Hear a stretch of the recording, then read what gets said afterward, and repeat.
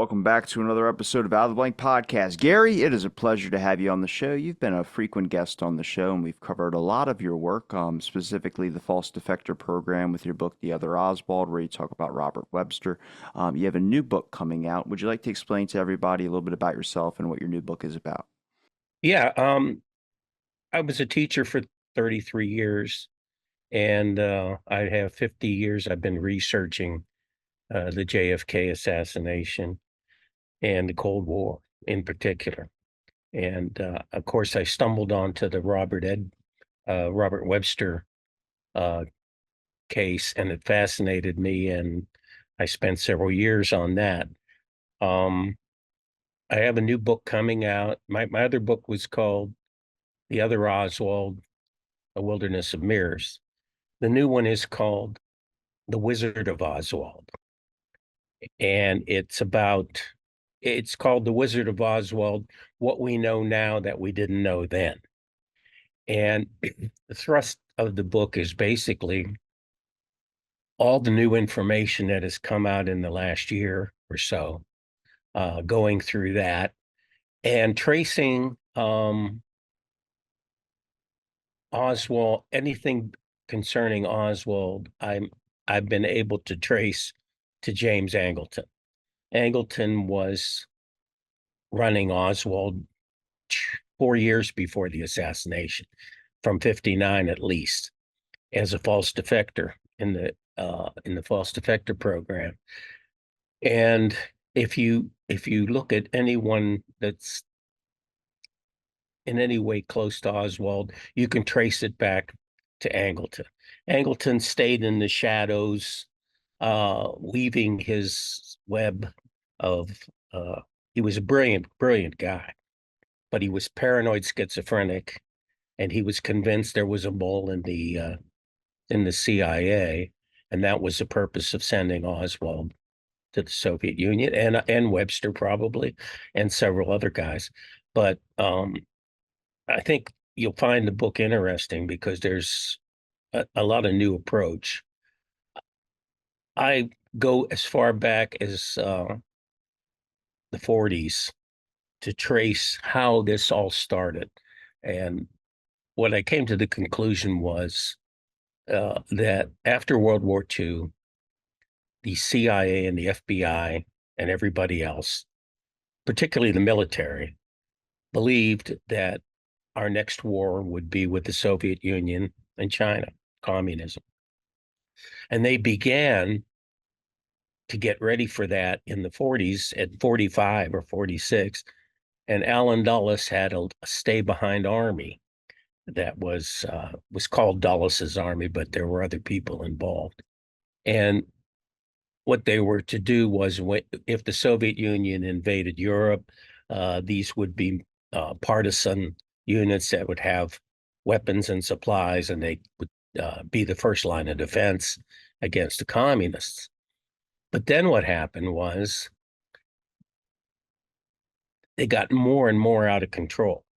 It went from a stay behind army to stopping communism everywhere.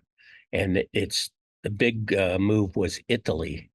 Italy was going communist in the late 40s and 50s. And so the Stay Behind Army or was a project called Gladio. And so what they did was they came up with this Gladio where they would interfere with the elections uh, to get the communists out, even assassinate people, terrorism, all kinds of things to stop communism. And they did that in Italy and in France in particular. So um, this is the paranoia. This became a cult. Anti-communism became a cult where it was a total obsession that they had to get, whether there were communists there or not, they had to get rid of them. And that shows up in the McCarthy era and the Dodd Committee. And What's it, RFK, that made the remark or joke about that there was more FBI informants in the Fair Play for Cuba committee than the actual communists? no, in the American Communist Party, there were more FBI agents than members of the communist. Most of the members were FBI agents, and they were paying their dues, and they were financing the Communist Party because Hoover was obsessed with it. With communism as well. But it's a long, involved story, and it evolved into when the Cuban Missile Crisis happened.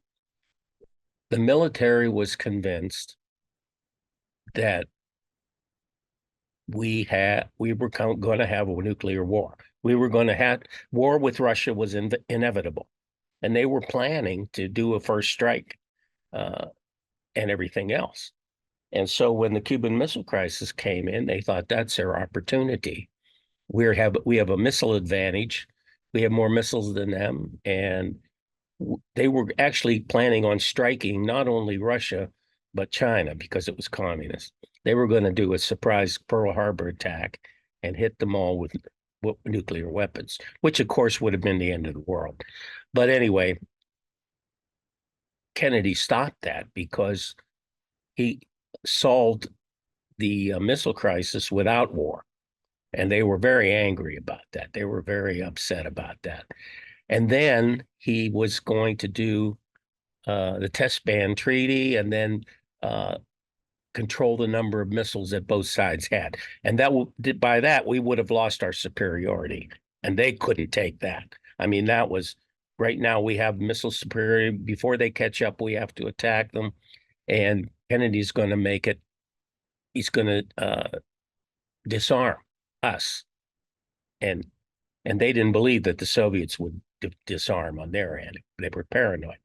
And Angleton was the poster boy for paranoia. And that's how it evolved into Kennedy had to go because there would have been 4 more years of him, 8 years of Bobby, 8 years of Teddy. And they just couldn't have that. I mean, it was inevitable. They had to get rid of him. And so they did. The assassination evolved from that. But anyway, that's my new book. You mentioned 59. Is that because I think it's the Senate investigation that looked into the president's death, not the I think it might be the HSCA, but they talked about that as early records show that the agencies had documentation on Oswald as early as 59. Yes, Angleton. Angleton CI SIG was running Oswald. And at first, they had 2 files on it. One to show everybody and one private, basically. The 201 file. They didn't have a 201 file. This is what's really... No, they say they didn't have one, but they did have one. They didn't have one, but it didn't start till 1960. Okay. But they had a file in 59. And the question is, why didn't they have... he defected to the Soviet Union in 59. There should have been a 201 on him in 59, and there wasn't. And then in 60, there was.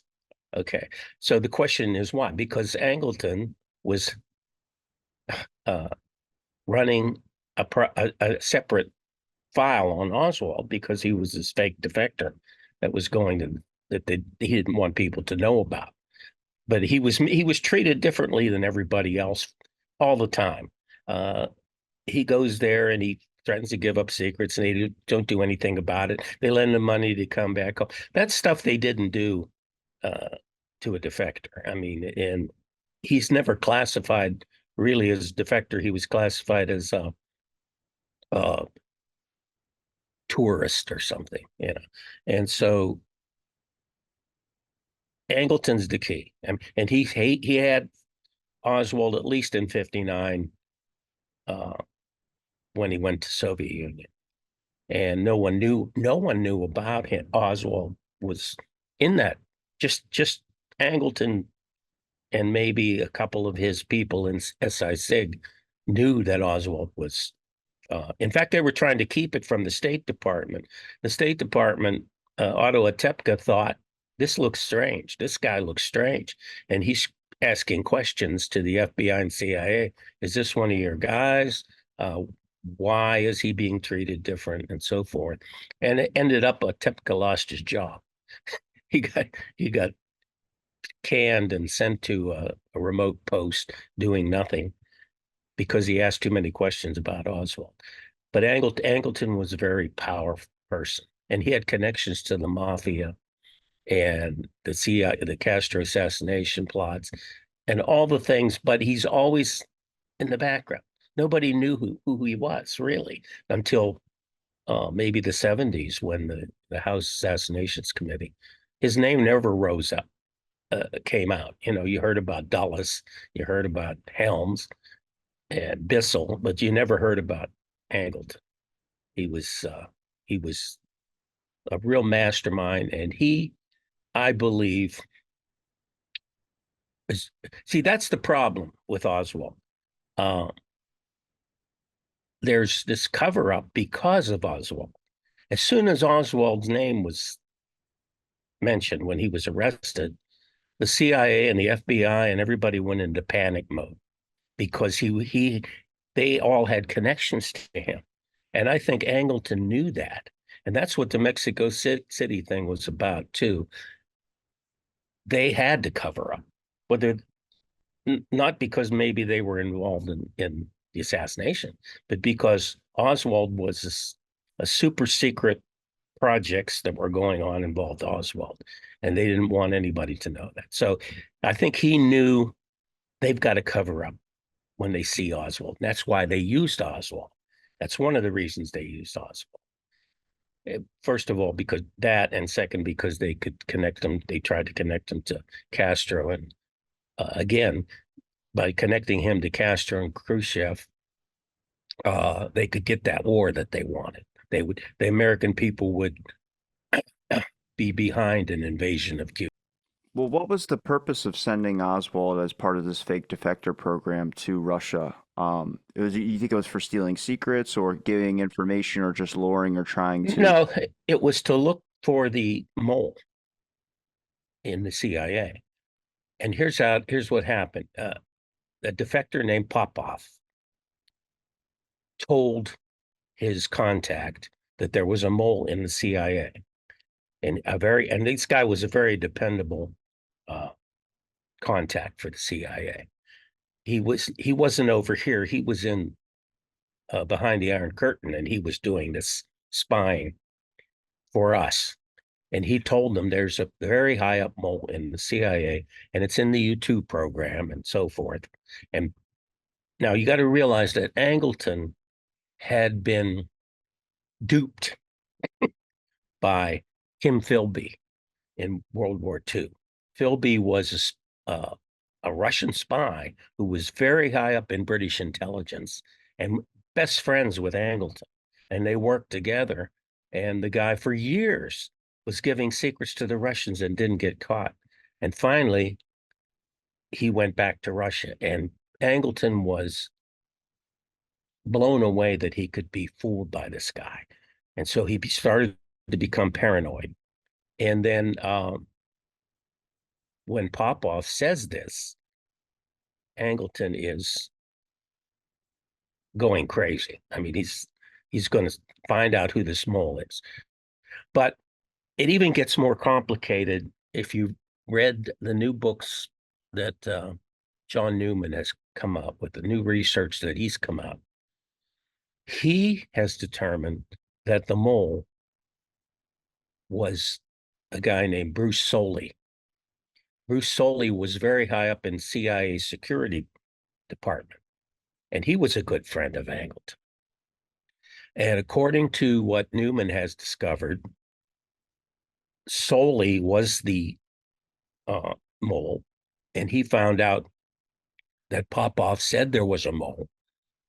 And here's what he did. He told Angleton, we need to find out who this mole is, and we're going to send a false defector over and try to find out. He's going to give them information, okay? But it's going to be like misleading, fake, and fake. They call it bent card. So when this information comes back, we know that it's coming back to the mole because it isn't true. We've given them false information, and when it comes back, we can trace to the mole who the mole is. That was the strategy. However, Soley was the mole, according to Newman. And so the false defector program, Oswald it was a fake program. Solely knew who the mole was, and he sent telling Angleton to go look for it somewhere else. Is basically, and so what they did was they shut out the Soviet Russia division because they thought the mole. Angleton thought the mole was in the Soviet Russia division, and that's why they didn't share that file, the first file on Oswald, because they didn't want the Soviet division to know that he was a fake defector, because then the mole in there would be warned that it was, and so forth. I mean, this game of espionage is, you can see how you'd go crazy. Everybody's trying to fake out everybody else, and there's so much going on, it's ridiculous. So according to that one, Soley was the mole. According to Newman, Soley was the mole, and he was, and listen to this. Guess who was also a mole that was working with Soley? James McCord. And McCord was following Oswald in Russia, according to Newman. He traced all his records of his travels and phone calls and everything else. And so he was probably working for Soley to watch Oswald. This is insane stuff. But anyway, that's how it all started. And then, of course, when Oswald came back, they continued to use him. And they used him to infiltrate as a communist, as a Marxist, that he could get into these groups that the CIA and the FBI were watching. Now, you're acting like they work together, but do you think it could be possible that it was separate? Because the FBI, during his interviews, they asked about his time in Russia. I was like, if they already knew he was part of this fake defector program, then they wouldn't have been asking him so many questions about it. No, the FBI didn't know that. Where they worked together was Angleton and Hoover ran this COINTELPRO, okay, and they worked together against the Fair Play for Cuba Committee. That stuff they worked together on, chasing communists. And that's what Oswald was doing. And he was part of COINTELPRO, and he was an informant to the FBI, and also to the CIA. So the question is, how many groups was he infiltrating? And you can, if you follow the pattern, it's like every group that they were really interested in, Oswald was in some way in contact with. Okay, they were really interested in the FPCC, the Fair Play for Cuba. They wanted to destroy that. So Oswald's passing out pamphlets and starts a fake organization in New Orleans where there's going to be nobody, no members. And Oswald thinks that he's trying to draw communists out, I think. And if they approach him to join the Fair Play for Cuba Committee, then he gives their name to the FBI. Well, I don't know that anybody did, but the whole point was to set up Oswald anyway. So Oswald's infiltrating that, and he writes letters to the American Communist Party. He writes letters to, he joins the, what do you call it? That legal firm, that Civil Liberties Union. He joins that. He all these groups that they're investigating, he just happens to write letters to or be involved with people and so forth, which tells you that what he thinks he's doing is at least is infiltrating those groups. And they're trying to tie those groups to communists through Oswald. And so this FPCC thing especially was doing that.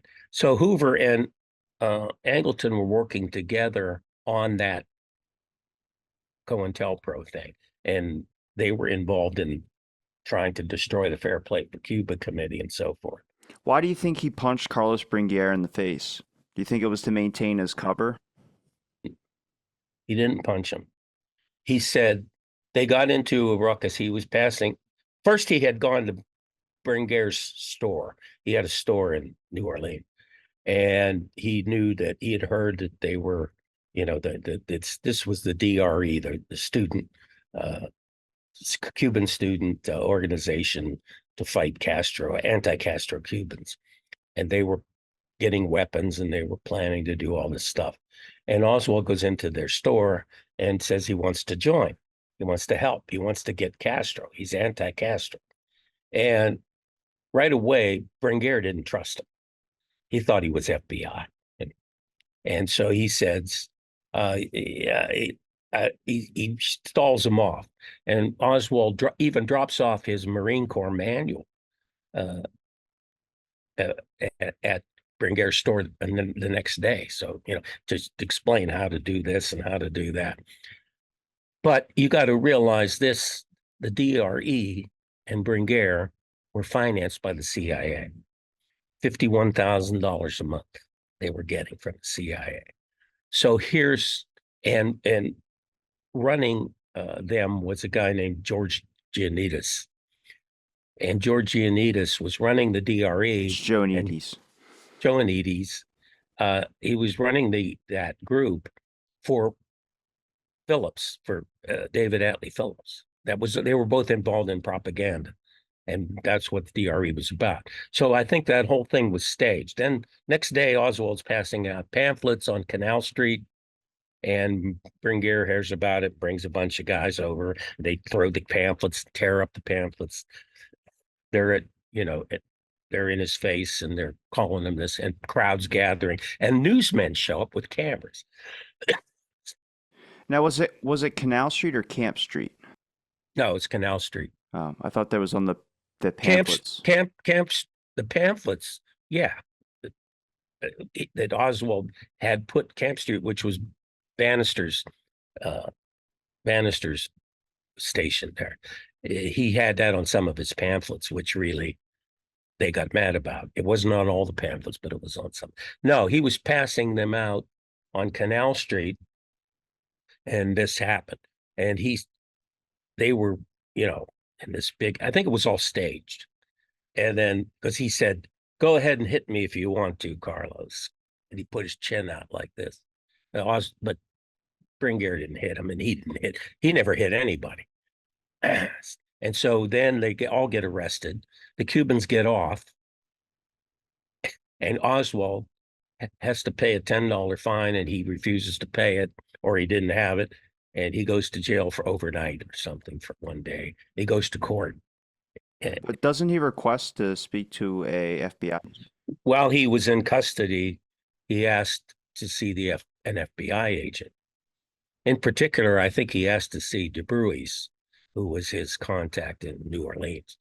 But they sent this guy named Quimby, and he talked to him for half an hour and a half, something like that, and then gave him a pamphlet or something to take back.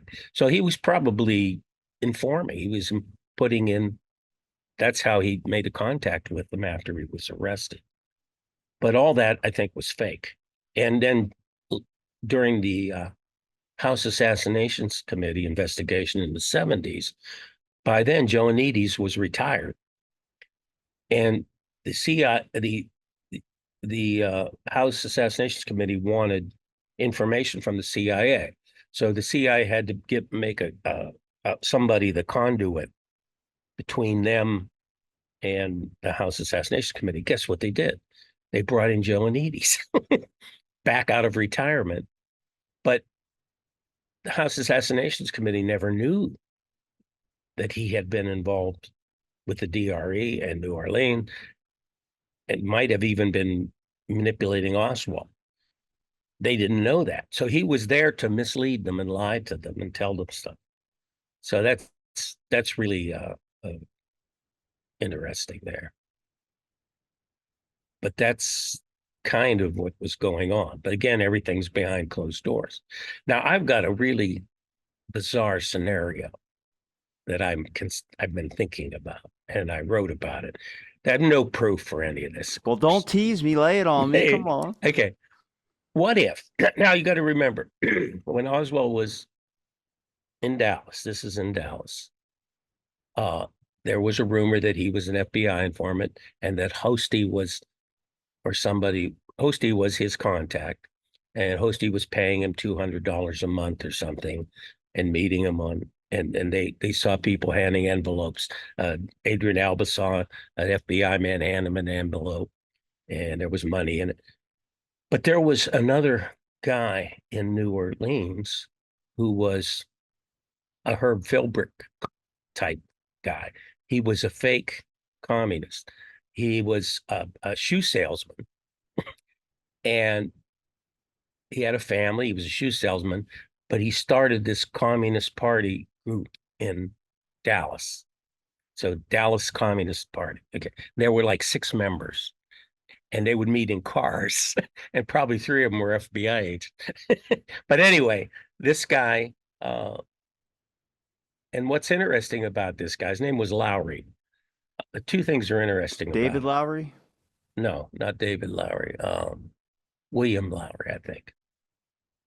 So Lowry comes out of the woodwork in 62, about the time that Oswald comes to back to America, and he exposes all these few communists that are in there, and he's a hero because he was a fake con. He was spying on him. And he said that he was getting paid $200 a month by James Hosty, meeting on park benches and this and that. Then he's watching, he's spying on a guy named Molina. I can't remember his first name. Joe Molina. He works in the school book depository building. And he is, I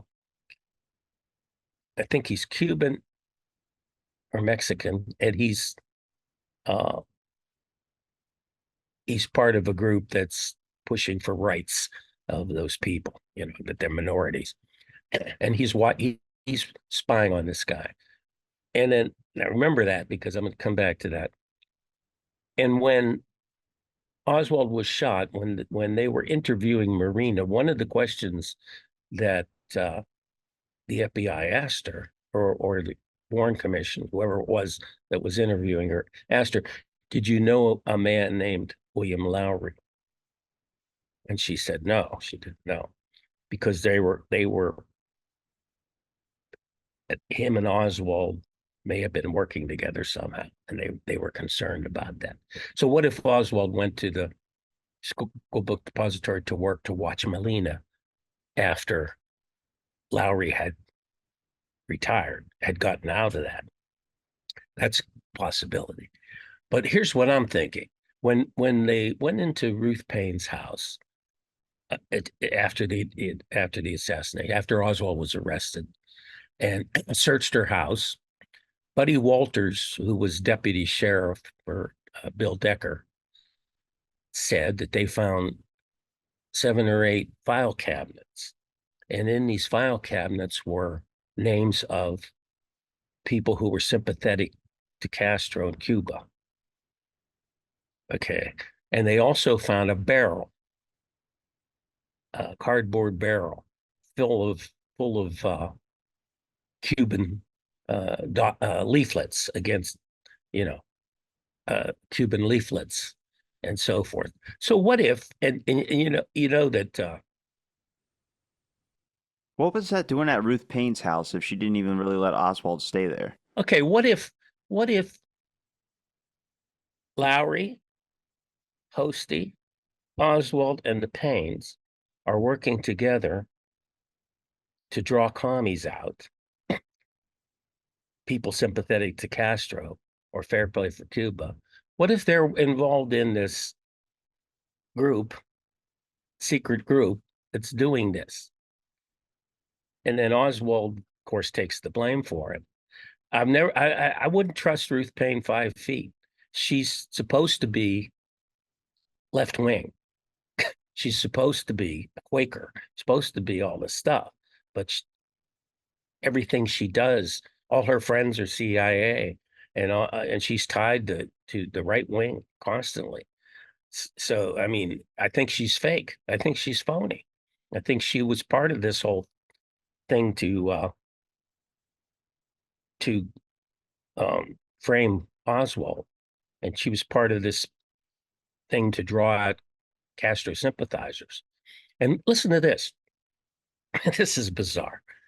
She went to Antioch College in the 50s. It's in Ohio, Yellow Springs, Ohio. Okay. And it was kind of a liberal, uh,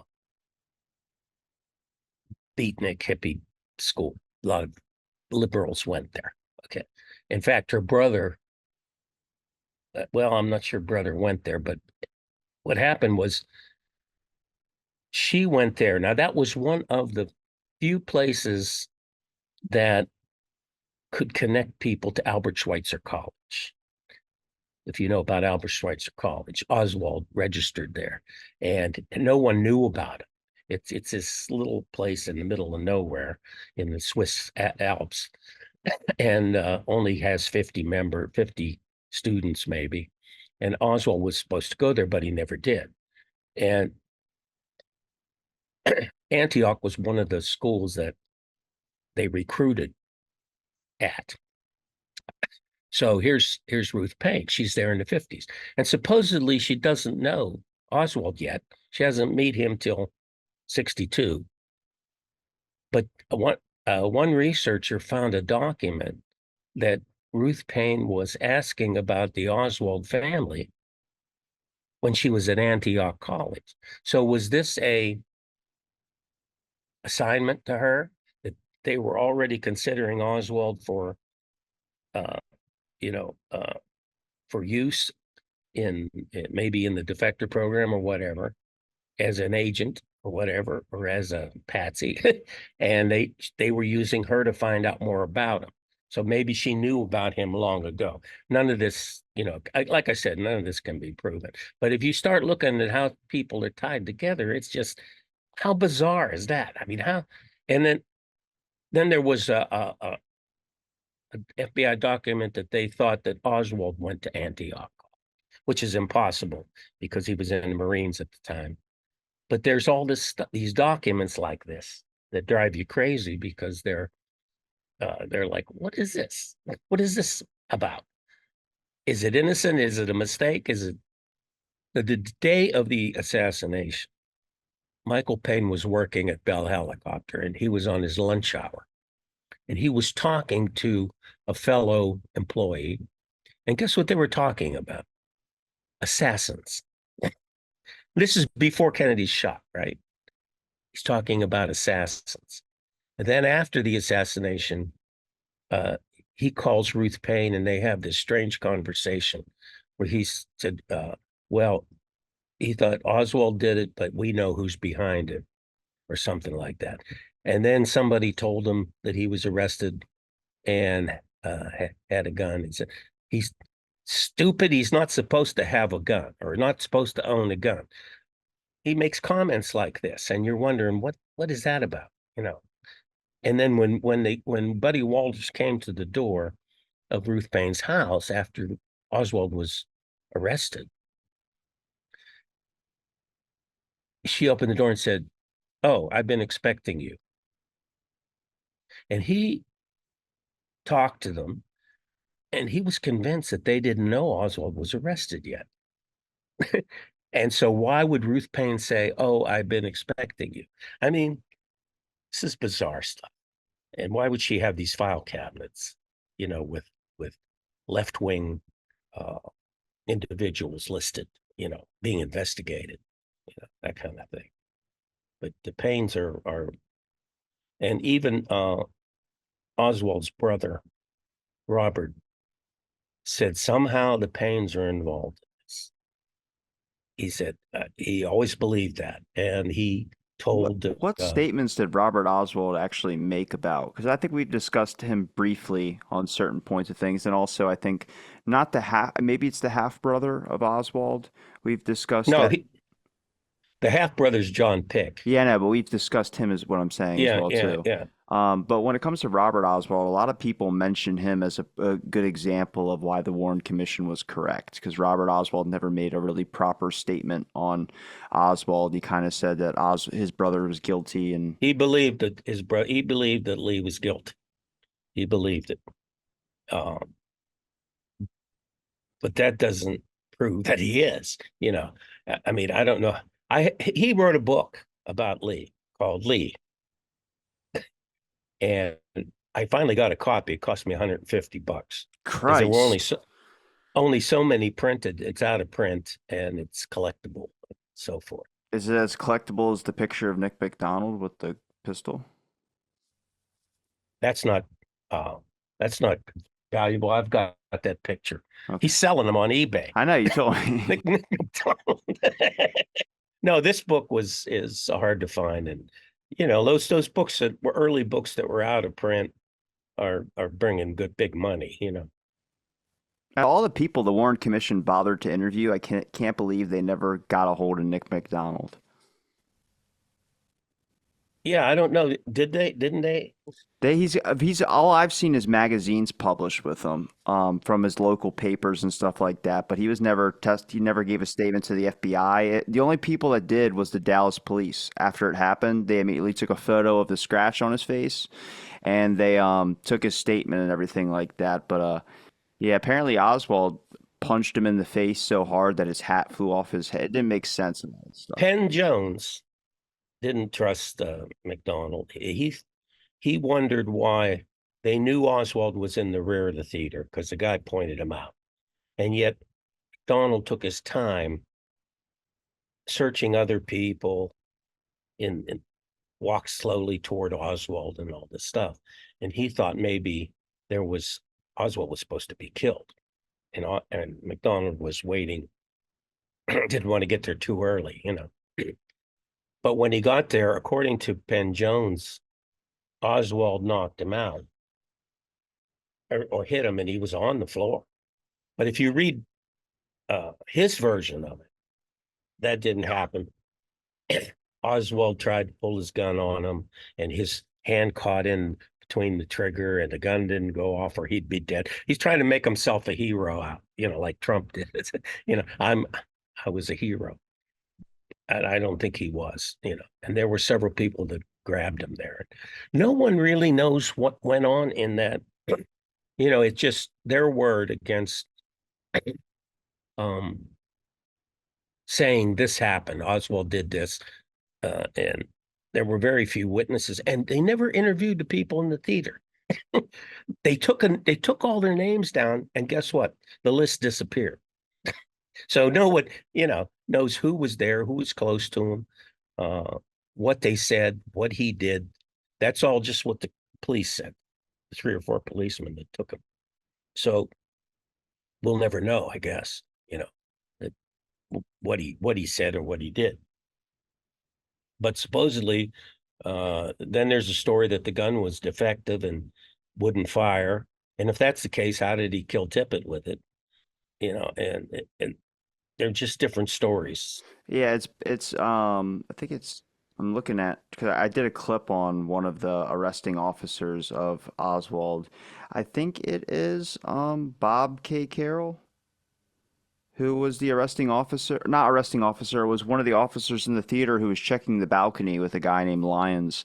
They went to the Tippit scene. He was at the school book depository, then went to the Tippit scene, and then he got a call about the theater, and he went there, and he was the one checking in the balcony when he heard he's down here.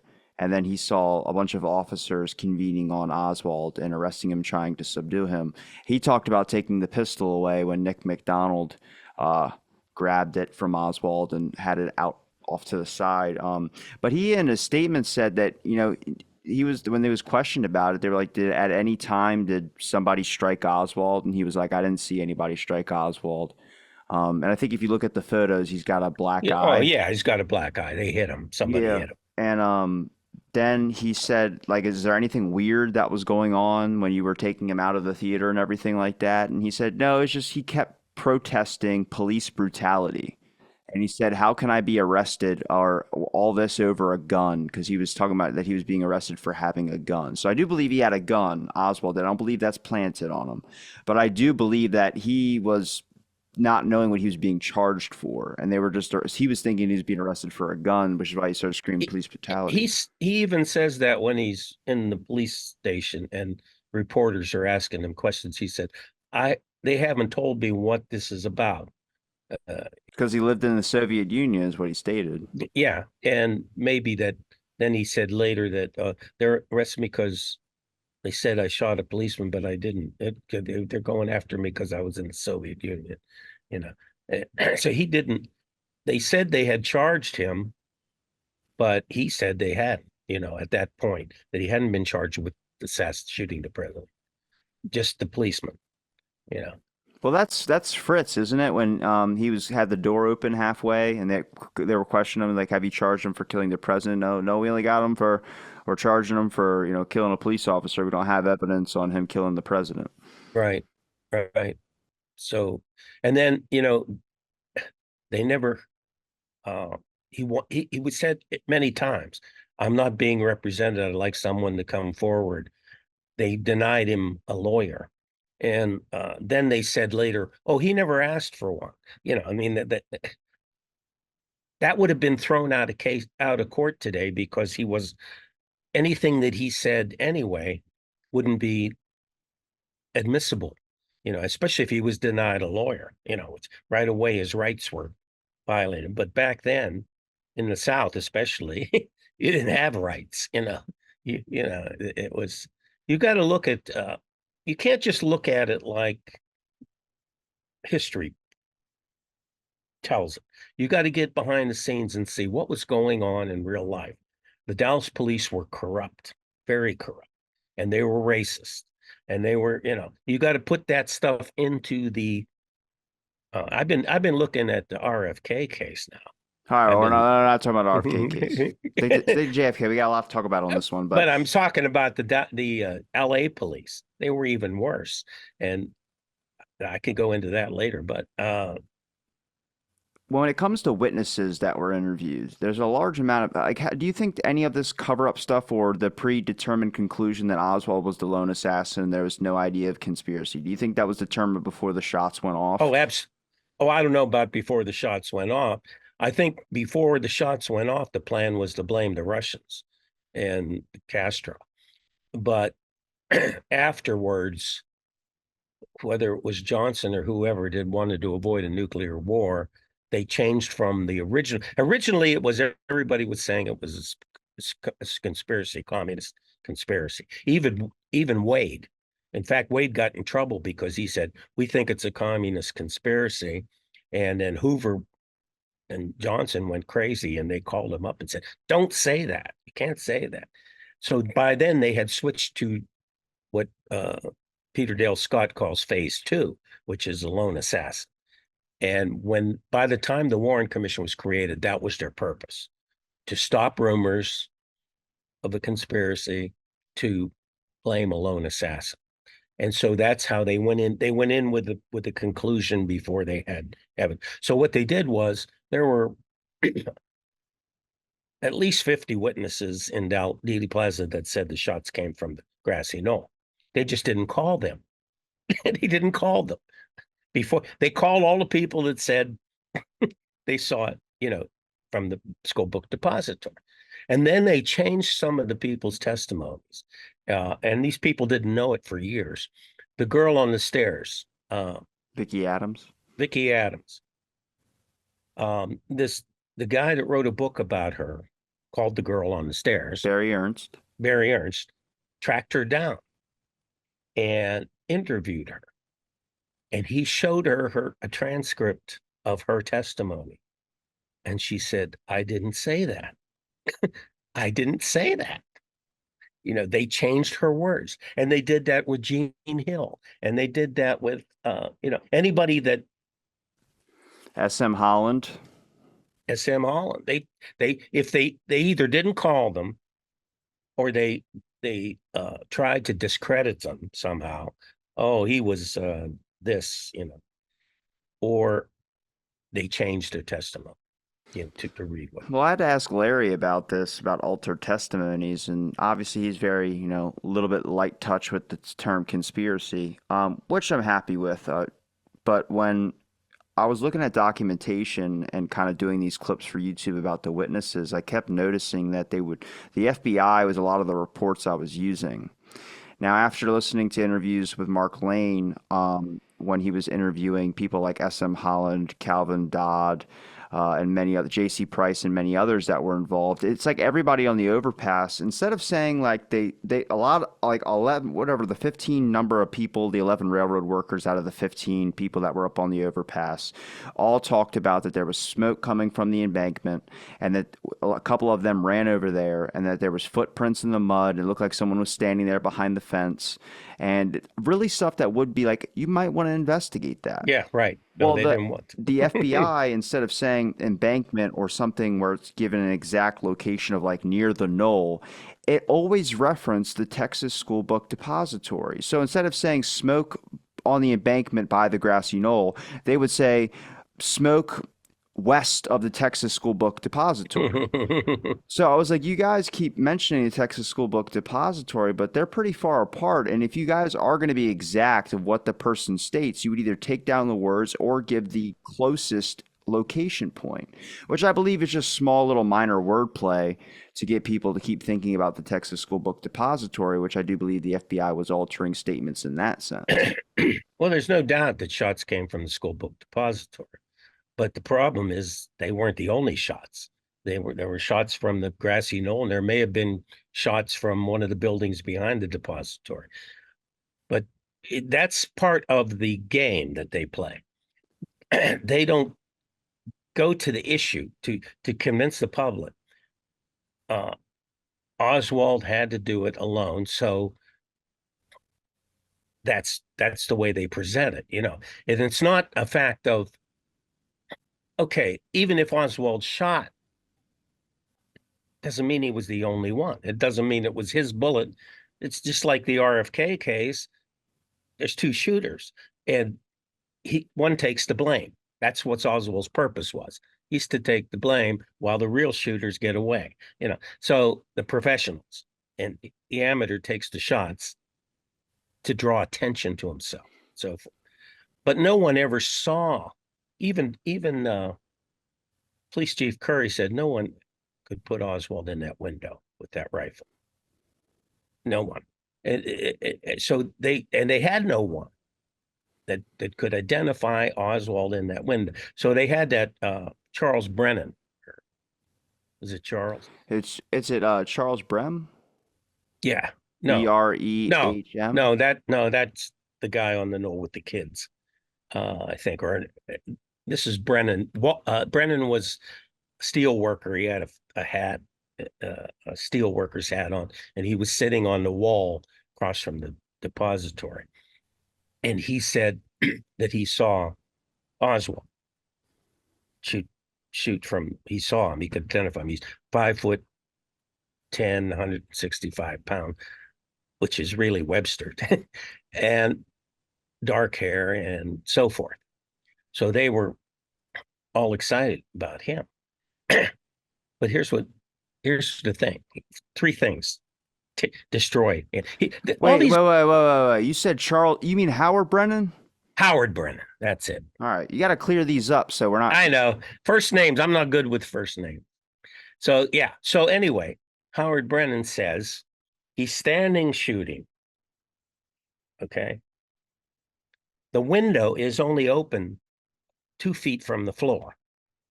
So he couldn't be standing and shooting. If he was, the window would have been broken, So that's the first problem with Brennan. Secondly, he had terrible eyesight. He was noted. People said he had terrible eyesight.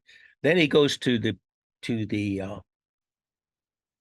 showdown, the lineup, and he doesn't identify us, even though they're coaxing him to which one to pick, and he failed to identify him.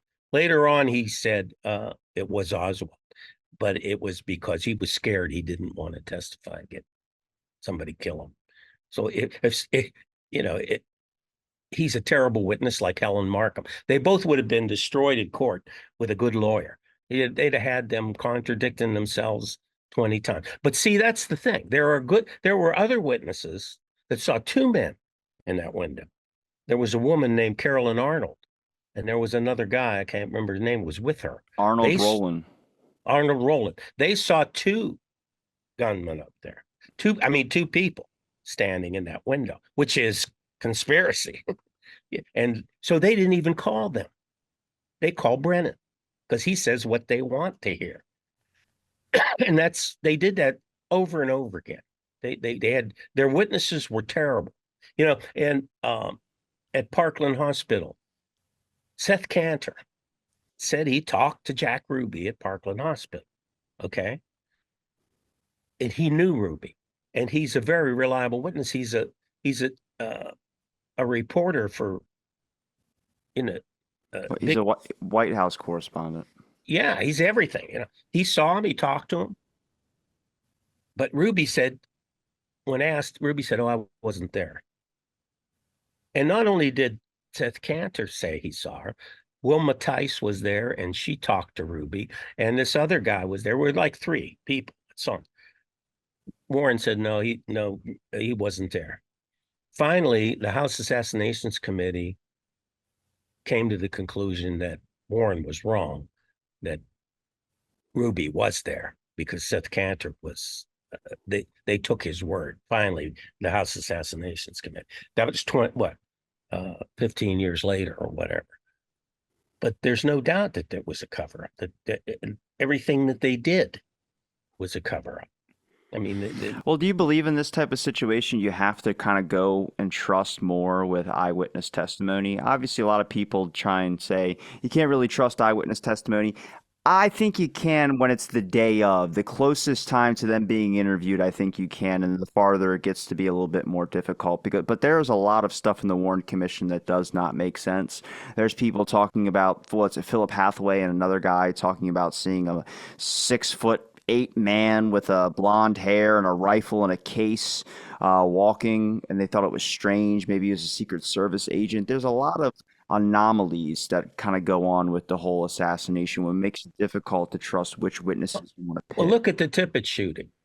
The closest person to the shooting was Benavides. He was in a truck, and he went down on the floor because he was afraid he was going to get shot. So he didn't see the shooting, but he stood up and he saw the gunman, and he said it wasn't Oswald. Now, here's the closest witness. They didn't call Benavides to testify because he didn't say it was Oswald. Is that Domingo Benavides? Yeah. No. Yeah. I think it is. Because his twin brother, or his brother, was the one that was killed in a bar, right? His brother got killed in a bar, and he thought they were trying to get him. Then Aquila Crimmins down the street, she saw two men. They didn't call her. There was another witness that saw two men. They didn't call it. They cherry picked their witnesses. They picked people that said it was Oswald. They had the predetermined. They believe Helen Markham, who's a ridiculous witness. She's a mental case, but they did that time and again. People that didn't see Oswald do it, that was it. They didn't call. Do you believe Helen Markham, they had some type of leverage over her? Because I heard her son was involved in gang activity. Yeah. Well, Gil Jesus has written about that. I think her son just got out of prison that week or something. And he was associated with another guy that was on parole. And they were seen in that area, And so there was some hanky-panky, could have been, they could have been the ones. Maybe Tippit pulled him over, knowing that he was on parole. Did you ever question why Tippit was called to Oak Cliff? Yes, of course. Everybody has. It's Murray. But he wasn't. He wasn't. Murray Jackson was the dispatch officer that called Tippit and called another officer to that area for that report. But the issue with that is that Murray Jackson in his testimony states that the reason probably Tippit got shot was his personality, because he always had his hand on his gun butt, when he would talk to people, and it gave people a nervous. Oswald might have got nervous and shot Tippit, but that would explain why he would stop somebody if he had a weird personality like that. Why did the National Archives listed in the official narrative that Tippit stopped somebody through the right front vent window? He didn't roll the window down. He stopped him through the little triangle thing. If that's part of Tippett's personality about what Murray Jackson states, that would fit that. First of all, I don't believe that that Tippit was ever called to Oak Cliff. The original tape recording. Well, we're missing chunks of the tape still. It's just gone. When the Warren Commission listened to it, there was nothing in there calling him to Oak Cliff. So they went and they got suspicious and they asked for a transcript. So when the transcript came, then it was in there that he was called to Oak Cliff.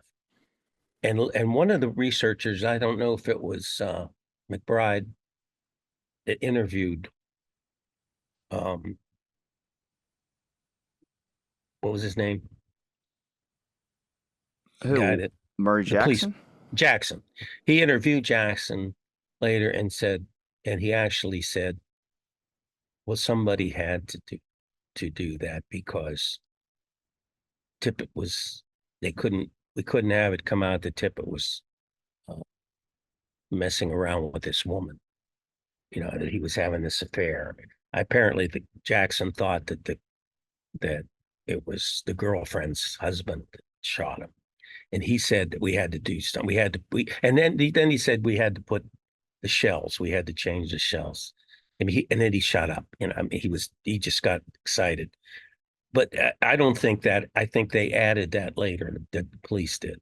He was in Oak Cliff because he wanted to be in Oak Cliff, and he had been seen there many times, and it's not his area. Part of it might have been that girl that he was dating, the waitress that he was seeing, lived in that area. Who knows? He stops in a record store and uses the phone and calls somebody minutes before he's dead, before he gets shot, and no one answered. He hung up. Now, back in those days, they didn't have, and he didn't call on the police radio because, then they would be known that he did. So he goes into the store and dumps a dime and calls somebody. Now, if they should have traced that call, that would have been interesting to know who that was. But he was there and he was nervous and he was doing a lot of strange things. And so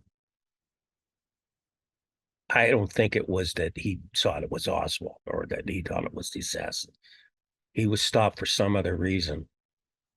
And then there's all the argument about which direction Oswald was walking when he was pulled over. We don't have to get into all of that. I want to stick with the witness stuff. But obviously some witnesses' statements were altered, but why didn't they bother altering any of the statements of the ones that had the most wildest kind of away from anything relating to what most of the people said? Like a 6'8" blonde guy. I'm not saying that person's wrong, but I'm just saying it's a statement they didn't even bother being like, oh, but they also saw shots from the Texas school book depository. They never even bothered even adding anything or altering it. I don't know. It could be that sounded so crazy they didn't want to connect them with, kind of flooding the record with a bunch of yeah. It all happened so fast, and there were so many people with agendas and so forth, and the Dallas police were crooked and they were corrupt, and and the whole Ruby thing. It's just amazing. It'll never be solved because everybody's dead now. But there's always going to be speculation. I don't think you're going to find a real smoking gun as far as, Well, do you trust witnesses that came out later? That came out with their information 10, 15 years later? Because obviously there was a large amount of fear for a lot of people, because whether you believe how many suspicious deaths or not, there is a good amount of people that died that was related to the assassination. You can bring up the point that there was, well, that's just statistics because the number of people that were in Dealey Plaza. I was like, yeah, but the statistical probability that these people would be murdered in just a few short years after the event or before they were going to be testifying. Well, more than that, if you look at a graph, most of the people were killed when there was an investigation. The Warren report, the House Assassinations Committee in particular, there were, and all those guys that were killed then were some way tied to the CIA, to the Castro plots, the Castro and, uh, you know, they were all killed right when they were supposed to testify, like Giancana and Morenshield and uh, Johnny Roselli, and all those guys died like they were supposed to testify before the House, and then they're dead. I mean, that you can say some of the other people. I'm sure some of the other people were killed, but a lot of them died of natural causes or accidents. You can't. But the coincidence of those investigations going on, that's really proof to me that something's going on. They're killing people so they can't talk. Do you believe the number is as high as that, like Jim Mars and others have said? It's pretty high. But again, I don't believe all of them are. I mean, they're putting a lot of people in there in that list. But yes, the odds are phenomenal, and some of the deaths are very bizarre.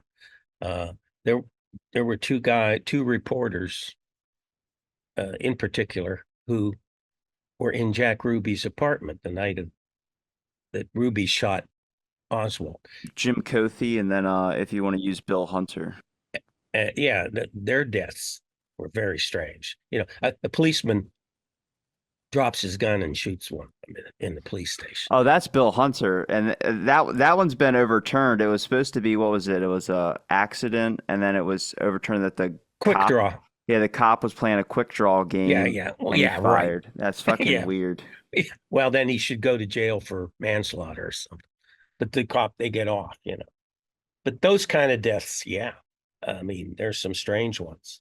And the guy that killed him, who went through the glass window and cut his throat. Yeah, that's one I will say that I think is 100% probably something sneaky behind that. Only because the town, or what is the city of Pensacola, they wrote multiple articles on it saying Pensacola has a link to the JFK assassination.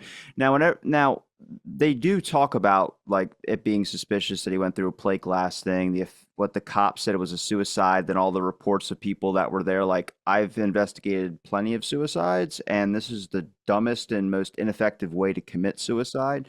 Mostly because you'd have to time it to hit the jugular perfectly, and then he crawled a couple feet out into the sidewalk. But it's kind of like the Roswell incident.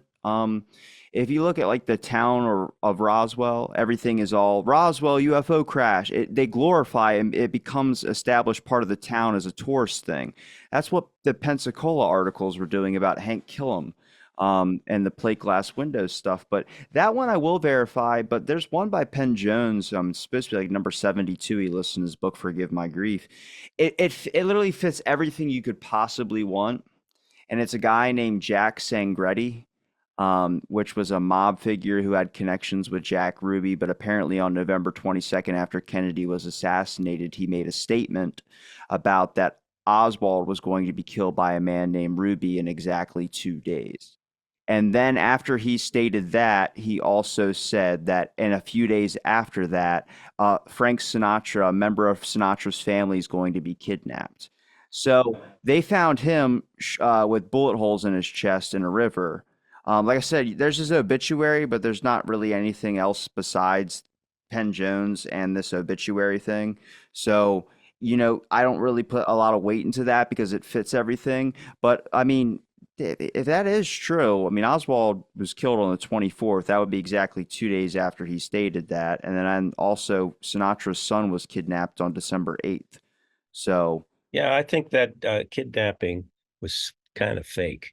I think they did that to take the pressure off right after the assassination. that's what Jack Sangretti said. That's what I think. But because, Sinatra, if you look at the interviews with him, he didn't really seem that upset for losing his son, and he got him back, which is rare, in a kidnapping Well, case. he apparently paid Yeah, $150,000. but they caught the guy that did it, so that was mob. That Again, those are kind of like you can put the Jack Singerty one as a maybe. There's not a lot of evidence, but it's like Lieutenant William Pitzer, the guy who filmed Kennedy's autopsy, apparently.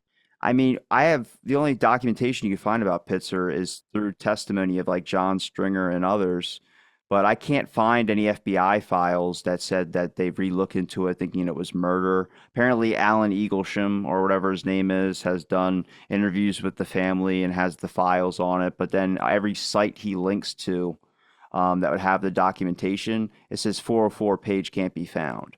So unless he wants to republish it and put it up there and I can look at the claim again. It seems there's a book on him written by. There's three different books. The one guy who said that he was hired to kill Pitzer Yeah, wrote a yeah, book yeah, on it. yeah, yeah, yeah, yeah, yeah. That's right. I remember that one. No, I was talking about one that was by a worker or a friend of his that worked with him, and or maybe it was an article.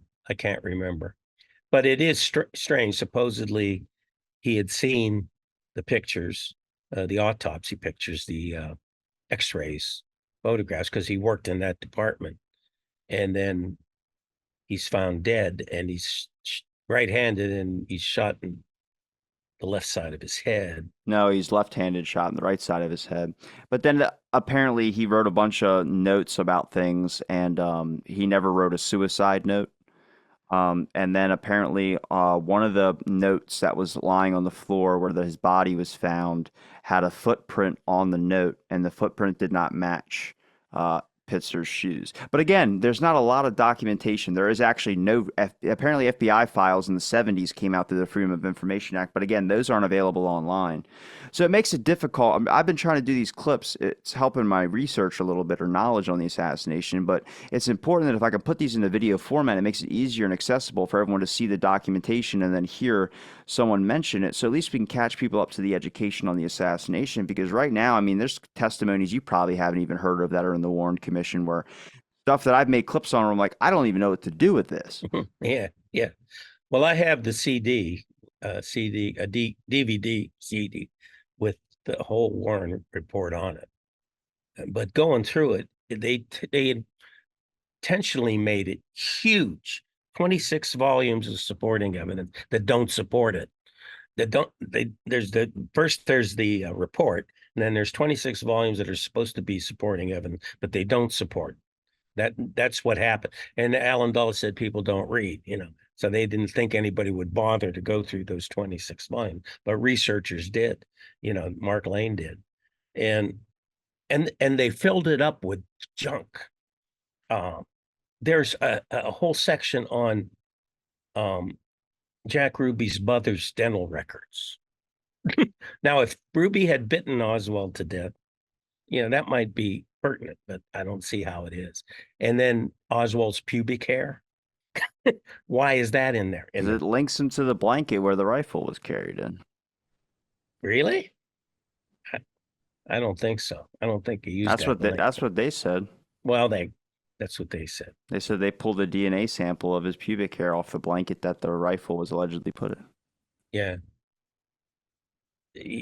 But I mean, that was their intent from day one, just to cover it up. And actually, that letter that Katzenbach wrote says it.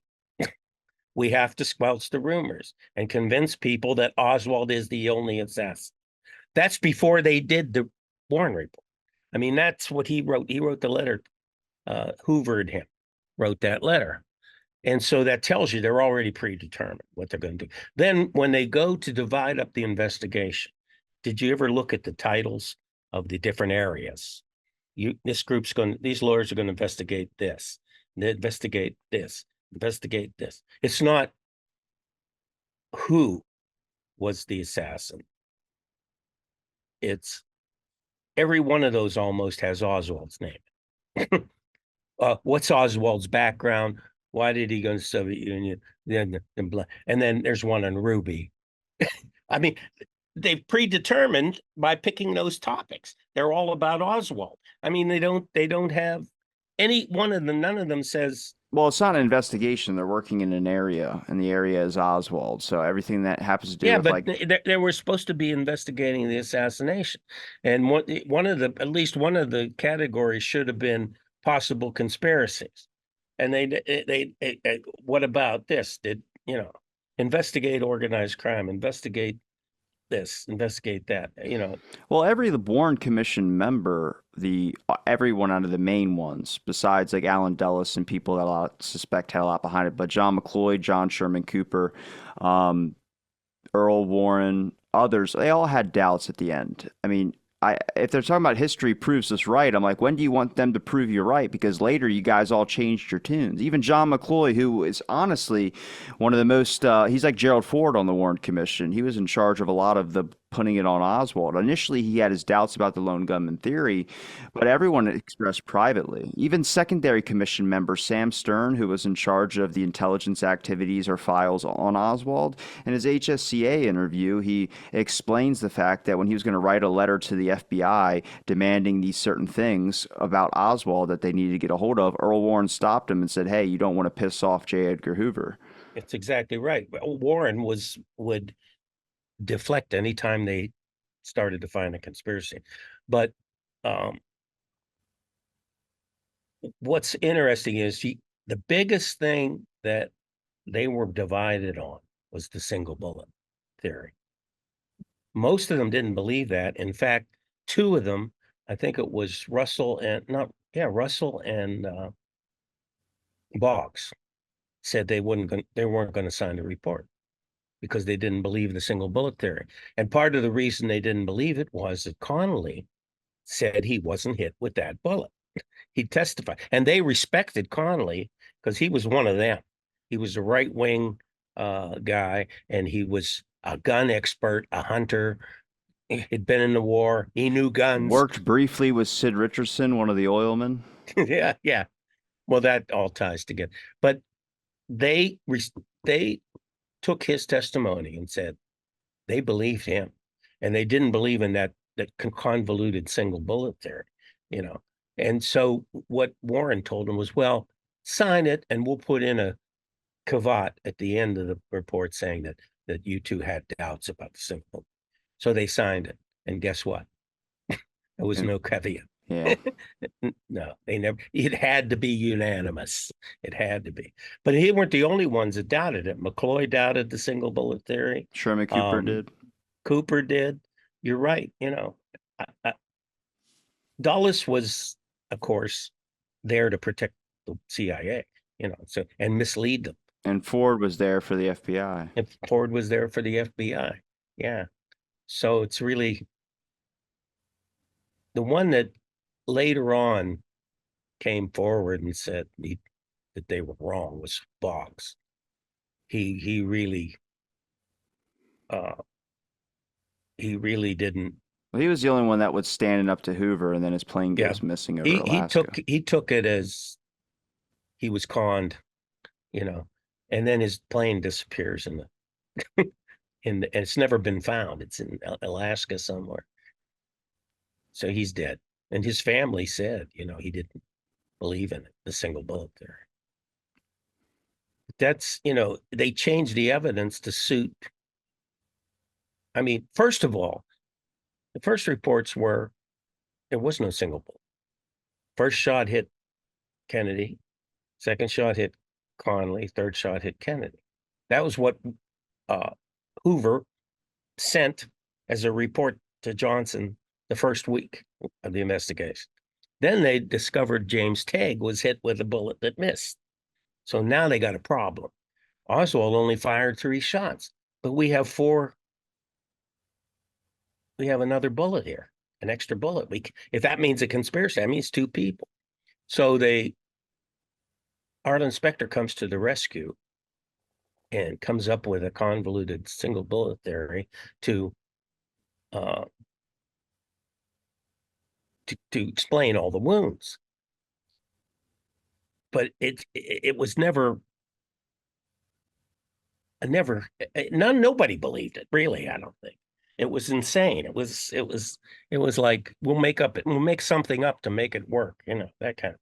And now that Paul Landis has come forward and said he found that bullet in the seat of the car, that completely dispels single bullet. But why aren't we plastering this all over the news media? Because nobody gives a shit, Gary. That's right. They don't. I, They I don't I want. really hate to say that, but the number of people that just comment, why does this matter? It wasn't until Trump got shot, everyone was like, "Oh my God, it's like the JFK assassination." I was like, "Fuck off! Don't even mention that to me." Well, here's the thing too. We're not getting into the Trump thing, so don't even Okay, mention it. I'm not mentioning. Here's the thing too. Okay, so say they found evidence that that would destroy the country. I mean, it would destroy the government that they covered this up, that they lied. But you got in 64, no one knew about the Castro plots, that the CIA was working with the mafia. None of that. Nobody knew that the CIA was involved in MK Ultra and drugs. I know. And Why do the government think that this is going to be the one thing that stops people from, they'll get over it in 2 weeks. For God's sakes, there'll be another news story about someone getting fake tits. yeah, but that's another reason for a cover up. The CIA is not only covering up anything involvement they might have had, they're covering up that if this comes out, they're going to find out about Castro assassination plots. They're going to find out about MK Ultra. They're going to find out about us overthrowing government. They're going to find all these things are going to come out. So they're not just covering it up because of the JFK assassination. But then eventually all that stuff became known anyway. But all the people are dead. That's why they hid most of the information till everybody was dead. It wasn't supposed to come out till, and it still hasn't all I'm come. about to say, when is it going to come out? I might not be alive when it comes out. Well, Mary Farrell's. I was lucky Tim Smith sent me all the audio footage of all the HSCA interviews with the 52 witnesses, and I think there's only 9 of them online, so I'm listening to them now. And there are a lot where it's kind of like you can kind of skip and cut half of this minutia out, but it's interesting. What they did too, especially in the Warren, they changed the subject when they got too close to something. They'd ask the wrong question. Somebody would say something that would lead to, and the lawyer would change the subject, and not get the Or not follow. you could be like, who is it, Arlen Specter or Bell, that was questioning, was it Daryl Tomlinson, the guy who allegedly found the magic bullet first on the stretcher? And he asked him like 12 times, are you sure it was this stretcher you found the bullet on? I'm like, dude, he said yes. Like just go, move on to the next question. Actually found it on the floor. It fell out. He bumped the stretcher. There were 3 stretchers. And he bumped this stretcher, pushed it against a wall to get it out of the way. And he heard a click. And he found the bullet on the floor. It had fallen out of the stretcher. He said it was a stretcher of a little boy who had been cut very badly and was bleeding. And they had to give all these stitches. And he said it was that one, which would indicate it was placed there, by Ruby or somebody. But they argued about which stretcher it was. They never did get that. And then the bullet was chain of evidence on the bullet. It was handed to this person, handed to that person. Who knows when they got back to the end, which bullet it was. Do you know that the Mary Farrell's organization is suing Biden? Yeah, that's been going on for like 2 years now. To get the final things released. Do I expect them to ever get an answer? Nope. No. It's crazy. To me it's fascinating the number of people that go like, why does this matter? It's like, what do you mean? Why does it matter? There's just certain things that we should have moved past, and as a society, we haven't moved past because we haven't gotten a proper conclusion on anything. Not one that you want. It's just that really, and look at the HSCA members. They've all stated this, even if they believe it was Oswald, that there has not been an official investigation into the assassination of President John F. Kennedy. And it's too late, really, to do. They had the chance and they didn't do it. But it's just, if you look at the assassinations of the 60s, that's when the country, after those three assassinations, and especially, and even Watergate, that's when the country began to take a different road. Yeah. You know, the hope that was there with the Kennedys and Martin Luther King and was going this way, and then all of a sudden we started going toward fascism, toward this way, and look where we ended up now. What a mess it is. I mean, I don't know. I'm having fun with it. yeah, but I mean, think about, listen to Kennedy talk, listen to Martin Luther King talk, then listen to our leaders today. You don't like it when they're arguing about their handicaps on golf? All they do is call names, name call. There's nothing about what I'm going to do for the country. It's name, this guy's not good, he's no good. You know, that's it. And they yell at each other, and they're illiterate. They can't make a speech. They can't talk like Kennedy or King. We're so articulate. Or Winston Churchill. What are the leaders? Where are those leaders now? We've got idiots. We've got some idiots who are mentally ill, right, in big office, in high offices. There's no doubt about it. It's just the country's gone to hell. And I don't know where it's going, but it doesn't, I don't see much hope for it. I don't know. I'm having fun with doing podcasts with people like you, so it's fun for me. But for people out there listening, where can people find your links, Gary? You've given me enough of your time. I appreciate it. Yeah. I have a website, theotheroswald.com, and a Facebook page that's the same. And that's pretty much where everything is. If you want to get, there's a lot of stuff on it. There's a lot of articles in there that I've written, and there's a lot of pictures, and the new book picture. Did you see the cover of the new book? Yeah, yeah. But you have the faces of everyone on the It's pretty faces. cool. It's pretty cool. I think it's cool. But yeah, that I don't know when it'll be out. It's at the proofreaders now. So I'm thinking fall, maybe fall. Okay. Well, I'll make sure I go back when the book does come out and put the link in the episode details. And Gary, I always appreciate speaking with you. Hopefully we can plan a group chat at some point with some other researchers. But thank you everybody for listening to this episode of Out of the Blank. Stay tuned for Thank you. our next episode.